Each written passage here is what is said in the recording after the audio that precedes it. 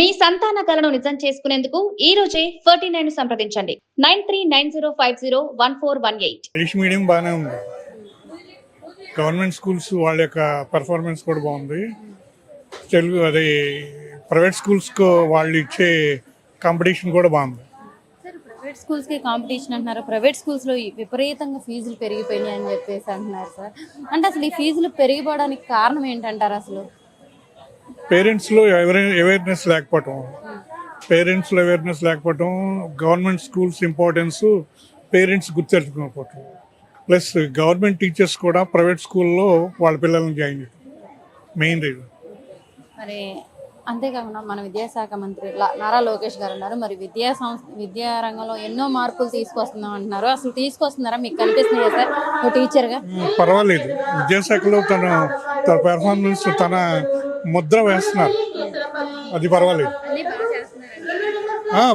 Not bad. Sir, అంతేకాకుండా ప్రస్తుతం చూసుకుంటే గవర్నమెంట్ ఎలా ఉంది సార్?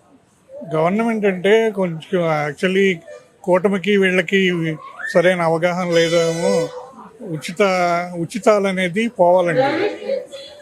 ఉచితాలు పోయి జనాల పెర్ఫార్మెన్స్ పెరిగేటట్లుగా చేయాలి. ఇప్పుడు ఉచితం అనేది ఎప్పుడు బ్యాడ్.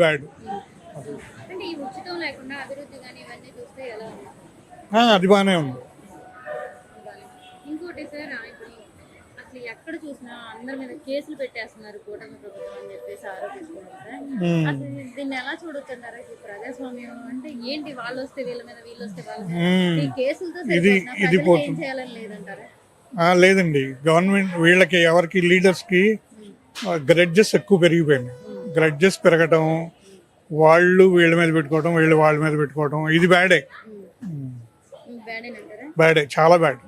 మరి అంతేగాని అభివృద్ధి విషయానికి వస్తే అమరావతి కానీ అంటే డెవలప్మెంట్ అసలు ఎలా ఉంది సార్? డెవలప్మెంట్ పర్వాలేదండి. డెవలప్మెంట్ మీద అంటే ఏ గవర్నమెంట్ వచ్చినా డెవలప్మెంట్ మీద ఎక్కువగా ఫోకస్ చేయాలి. ఫోకస్ చేసి యాక్చువల్లీ ఈ గ్రడ్జెస్ అవి ఇప్పుడు మన దీని ప్రకారం అయితే మన లీడర్స్లో హెల్దీ కాంపిటీషన్ లేదు.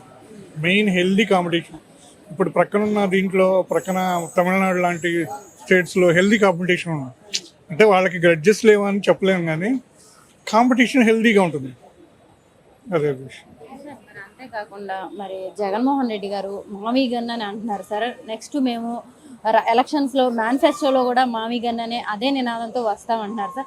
అసలు ఈ మామీ గన్ అనేది ఉపయోగం అని అంటారా అందరికీ, అన్ని ప్రాంతాల వాళ్ళకి? మామీ గన్ ఉపయోగం ఉంటుందా లేదా అనేది వేసి చూడాలి. కానీ కూటమి తన యొక్క దీన్ని పెర్ఫార్మెన్స్ ఇంకా పెంచి ఇచ్చేస్తే జగన్కి అవకాశం లేకపోవచ్చు. అంటే ఆయన ఎంత ధైర్యంగా మామీ గన్ అని చెప్పడానికి, అంటే తడబడకుండా అసలు ఇంత ధైర్యంగా మామీ గన్ను మేము మచిలీపట్నం, విజయవాడ, గుంటూరుని డెవలప్ చేస్తాము అని చెప్పడానికి ఏమన్నా అంటే రీజన్స్ ఏమైనా ఉన్నాయంటారా? అందరూ ఆలోచిస్తారంటారా? అసలు ఆలోచించాలి. ఎందుకంటే మామీ గన్ అంటే అంతకుముందు తనకి అవకాశం ఇచ్చినప్పుడు తను సరిగ్గా ఉపయోగించుకోలేకపోతుంది కాబట్టి ఈసారి ఎలా చేస్తాడనేది మనకి సంశయమే కదా, అనుమానమే. అదే పరిపాలన అయితే పర్వాలేదండి. లేడీస్కి మాత్రం బాగానే ఇంపార్టెంట్ ఇచ్చారు. మరి వాళ్ళు ఉద్యోగాలు చేసుకుంటాక కానీ ప్రతి విషయంలో ఇప్పుడు బయటకు వస్తున్నాము.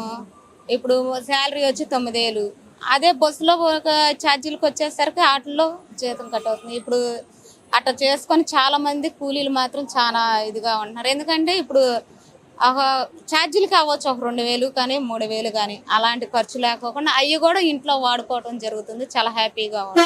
బస్సులు తగ్గించేశారన్నారు, బస్సులు ఇబ్బందిగా ఉన్నాయి అంటున్నారు. అయితే నేను ప్రయాణం చేయటం తక్కువ, తెలియదండి ఆ విషయం అయితే నాకు తెలియదు.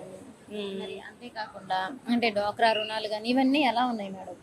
డ్వాక్రా రుణాలు చూస్తే మరి ఇవి మాత్రం రుణమాఫీలు అన్నారు. మరి పసుపు కుంకాల కింద మరి అవైతే ఇంకా మాకైతే ఏమీ కూడా అమలు చేయలేదు. మరి ప్రస్తుతానికి పోయినసారి పరిపాలనప్పుడు మరి చేశారు, మరి ఇప్పుడు చేస్తారేమో అని.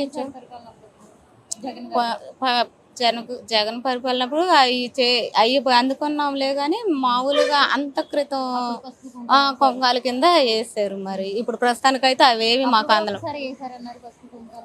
పసుపు కుంకాల కింద ఒక్కసారి రాలేదండి. అవి 3 విడతలు పడ్డాయి. అవి ఓకే. అయితే అప్పుడు నా పేరు లేకపోయినా నాకు నా పక్కన వాళ్ళు పంచుకోవడం చూస్తే కదా, 3 సార్లు పంచుకున్నారు ఆ డబ్బులు. ఇప్పుడు ఏమన్నా వస్తాయేమో అని చూస్తున్నాము అవి ఏమన్నా. మరి ఈ గవర్నమెంట్ తో పోలిస్తే లాస్ట్ గవర్నమెంట్ ఎలా ఉందండి? జగన్ గారి గవర్నమెంట్ ఉన్నప్పుడు ఎలా ఉంది మీకు? జగన్ గారు గవర్నమెంట్ కాకపోతే రోడ్లు పని మాత్రం పెండింగ్ లో ఉండిపోయింది. మరి ఇప్పుడైతే రోడ్లు అవి పోపిస్తున్నారు. అసలు ఎలా ఉంది అప్పుడు?